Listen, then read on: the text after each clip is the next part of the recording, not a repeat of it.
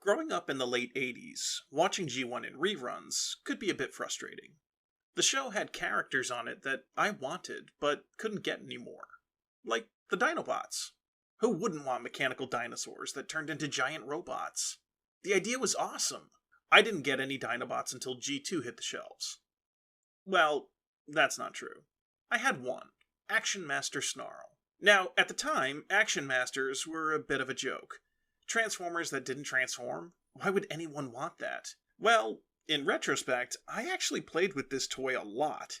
The amazing articulation for its time was a source of a lot of fun battles across the living room couch, and his pocket-sized proportions meant he was with me a lot on car rides to defend us against the evil Action Master Shockwave, the only other Action Master I had as a kid.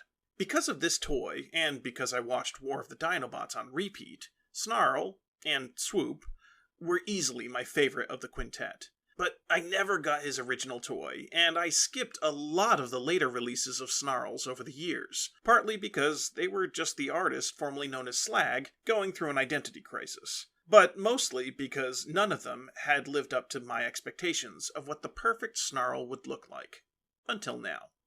This is Studio Series 86 Snarl. I like to imagine when the decision was made for Studio Series Dinobots that someone at Hasbro pointed out that Snarl was in the movie for less than 5 seconds, and someone else yelled, "It counts!" And I, for one, am happy that that brave soul stood up for arguably the most overlooked Dinobot of the bunch. Snarl is a powerhouse. Like the rest of the leader class Dinobots, he towers over most other figures. Normally this wouldn't appeal to me, but for the Dinobots, I'm cool with it. They should be bigger than everyone else. Snarl has fantastic articulation in robot mode, able to pose in all sorts of lethal and lovable positions.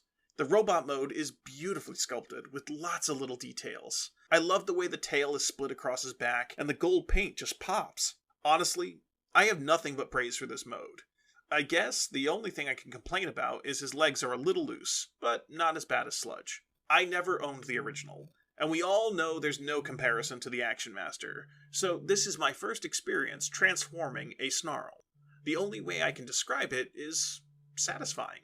Like the other Studio Series Dinobots, he's got a lot of little surprises in how he unfolds his legs to reveal his dino bits. The dino mode is a beautiful brick. He does have some articulation, just not enough to matter.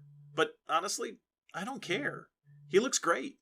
There's been some criticism about the head and the front legs not being painted gold, but personally, I like the contrast and dig the more show-accurate colors.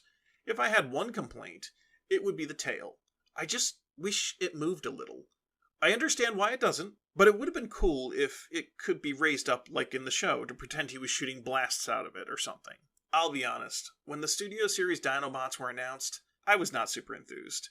It's like the Seekers. I know I will have to get them all. But the thought of getting a leader-class Snarl, and someday Swoop, got me on board with the idea.